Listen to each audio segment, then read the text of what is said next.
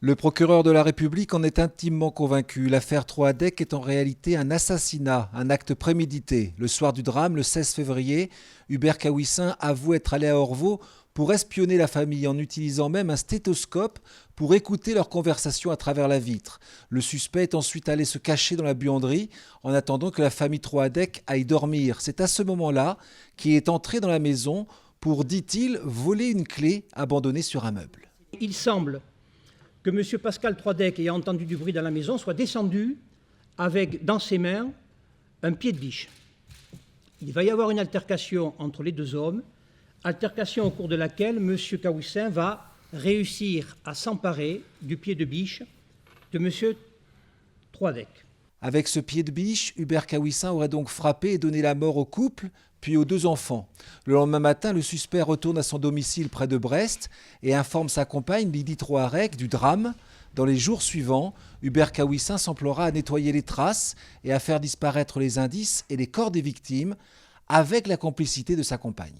Il semble que les corps aient été démembrés, qu'une partie des corps ait été enterrée et l'autre partie brûlée. On a bon espoir qu'on arrivera quand même à retrouver certains endroits qui nous permettront de retrouver les dépouilles des victimes. Le beau-frère soupçonnait Pascal Troadec d'avoir dérobé des pièces d'or. Le conflit durait depuis des années au sein de la famille. Il n'avait pas de casier judiciaire et les enquêteurs n'ont pas encore d'éléments sur son profil psychologique. Pour ces faits, le suspect risque la réclusion criminelle à perpétuité et sa compagne 3 ans d'emprisonnement pour complicité.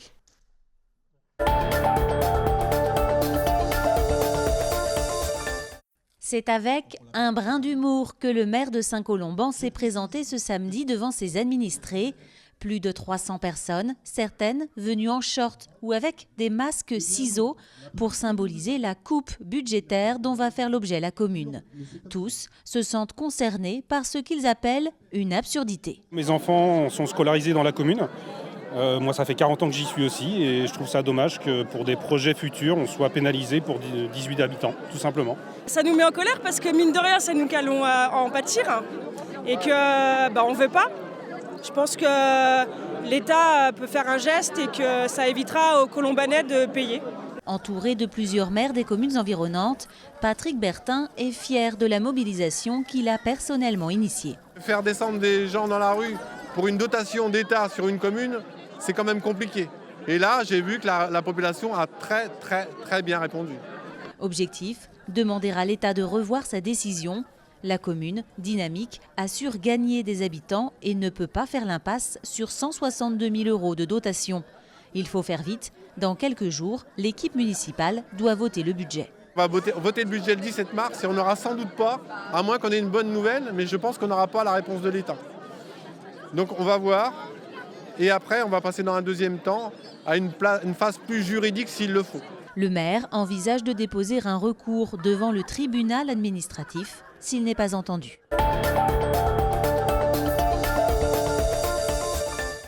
Il fallait être très patient ce lundi à l'aéroport de Nantes.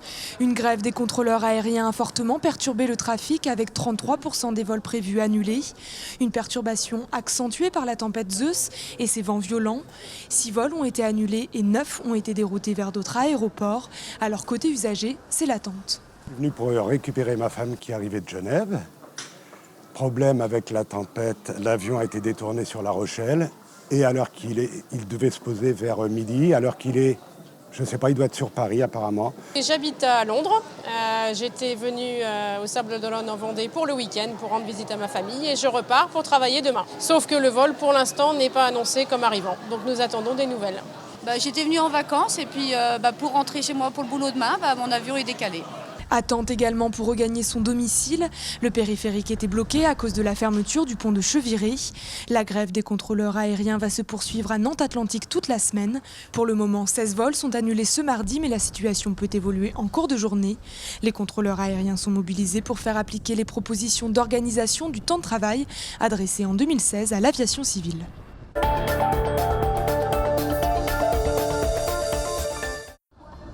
Des professionnels de santé transformés en zombies En marge de la manifestation parisienne, à Nantes aussi, on est venu exprimer un ras-le-bol général. Ils sont infirmiers, aides-soignants, agents de services hospitaliers. Tous dénoncent la dégradation de leurs conditions de travail. Le quotidien au CHU au jour d'aujourd'hui, il est pénible, il est difficile, il est maltraitant et les agents en ont ras-le-bol. Il manque des postes, il manque des agents partout. Les restructurations, ça a été la mort du service public. Et la manifestation a commencé dès mardi matin. Un cortège mené par la CGT est parti du CHU pour se rassembler devant l'Agence régionale de santé. C'est l'instance qui est chargée d'attribuer le budget des hôpitaux en fonction des besoins. Et l'une des revendications premières des manifestants, c'est le manque d'effectifs. Et on l'a chiffré aujourd'hui sur le CHU de Nantes, il manque quasiment 1 millier d'emplois. Alors que dans le cadre de la nouvelle construction de l'hôpital, on nous parlait de la suppression de 500 postes, mais nous on l'a chiffré quasiment à 800 emplois, avec la fermeture de plus de 300 lits. Dès 14h, Force ouvrière et Sud sont venus renforcer la manifestation. Outre le personnel soignant, le secteur médico-social était également représenté. Une délégation intersyndicale a été reçue par l'ARS. La direction a pris note des principales revendications pour les faire remonter au ministère de la Santé.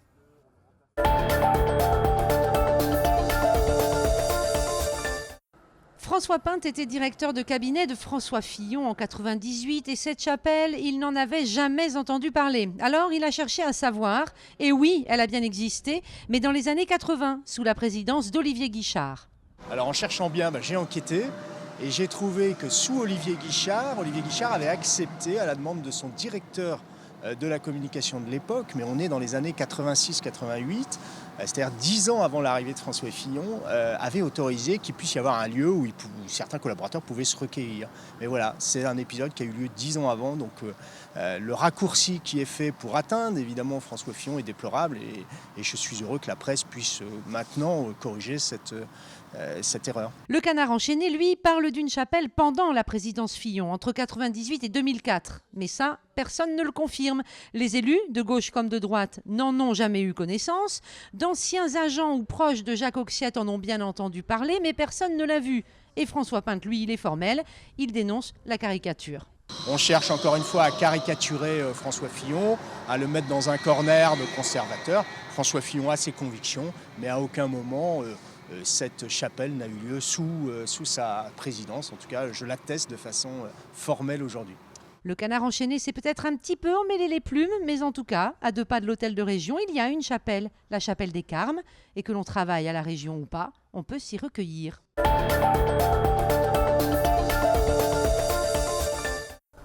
Installée depuis 3 mois dans le cœur de Nantes, cette boutique de lumière prête à créer est l'une des 110 nouvelles implantations commerciales. Le centre-ville attire, enseigne et créateur. Je trouvais que le quartier était dynamique, en renouveau, très agréable, une clientèle de qualité, beaucoup de dynamisme le week-end et aussi une clientèle en recherche d'enseignes qu'on ne trouve pas dans les centres commerciaux. Un cœur de ville qui renforce son attractivité, mais en concurrence avec les centres commerciaux en banlieue et impacté par les dégradations pendant les nombreuses manifestations. On a un centre-ville qui a une dynamique particulière. On a vu au niveau du national où on a pu être quand même en 3e position en termes d'attractivité de centre-ville. Mais sur la sécurité, vous l'avez pu le voir dernièrement, on fait très attention. On a des manifestations, on a des choses où il y a des casseurs. Ce serait quand même sympa qu'ils arrêtent un peu de tout casser parce que c'est un peu dommage. Il y a des boutiques qui sont très toutes petites boutiques. Les gens, ça doit être un peu difficile. Sécurité, propreté et plus de parking, ce sont les axes majeurs de la ville pour l'hypercentre. 600 places supplémentaires sur Aristide-Briand et sur le parking cathédrale. Ensuite, à la demande des commerçants, j'ai pris la décision de pouvoir rouvrir les cours Saint-Pierre pour pouvoir, quand il y a un pic de fréquentation, répondre à ce besoin. Pour l'heure, le centre-ville de Nantes conforte son attractivité avec une légère hausse du chiffre d'affaires des commerces, plus 2,2% en 2016. Les clients restent fidèles malgré les dégradations.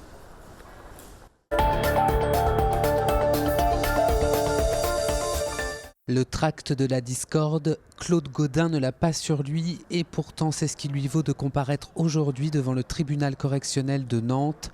À cause de ce fameux tract distribué lors d'une grève en mai dernier, ce délégué syndical CGT de la fonderie Bouillet est assigné par sa direction pour injure. Dans ce tract, au niveau de la CGT, on a dénoncé déjà le lundi de Pentecôte et le comportement de cette direction qui est ignoble par rapport au monde du travail, donc pour les salariés de cette entreprise. Et il avait été écrit certaines choses au niveau de la CGT, que le PDG et son staff étaient le cancer de l'entreprise. Et c'est pour ça qu'il nous assigne entre autres. La comparaison n'est pas passée et Claude Gaudin ainsi que le trésorier de la CGT doivent en répondre devant le tribunal. Ils risquent une amende jusqu'à 12 000 €, mais les concernés restent confiants. Mais ça fait aussi partie de la liberté d'expression d'une organisation syndicale de s'exprimer auprès des salariés. Et pour la CGT, il n'y a aucune injure, ça reste des propos propres. Au moins 150 personnes étaient venues soutenir leurs collègues. L'occasion de dénoncer également la réforme de la convention collective souhaitée par le patronat de la métallurgie. Les syndicats craignent une dégradation des conditions salariales. C'est un nivellement par le bas et c'est un retour sur les acquis de nombreuses luttes. Et c'est en droite lignée de la loi travail, de tout ce qui se passe actuellement dans différents domaines du salariat en fait.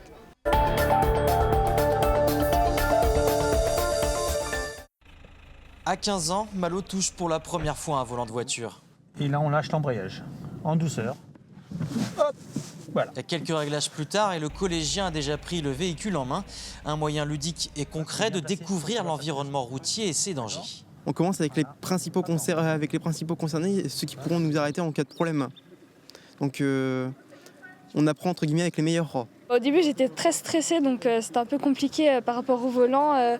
De tourner un maximum, tout ça. Il y a beaucoup de problèmes d'accidents, tout ça, donc de pouvoir apprendre au collège avec des gendarmes, des personnes spécialisées, c'est vraiment bien. 25% des tués sur la route appartiennent à la tranche 15-24 ans. Examen du code de la route, focus sur l'alcoolémie au volant, sont autant d'outils de prévention pour la gendarmerie.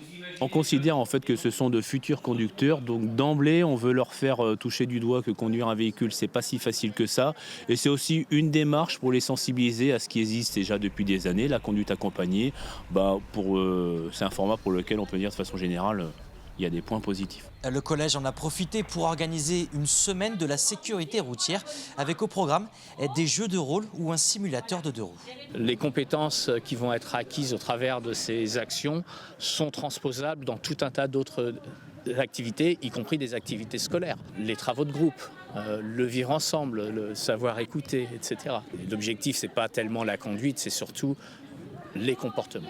La semaine prochaine, des collégiens de la Manche pourront à leur tour s'essayer sur les véhicules piste 10 de conduite.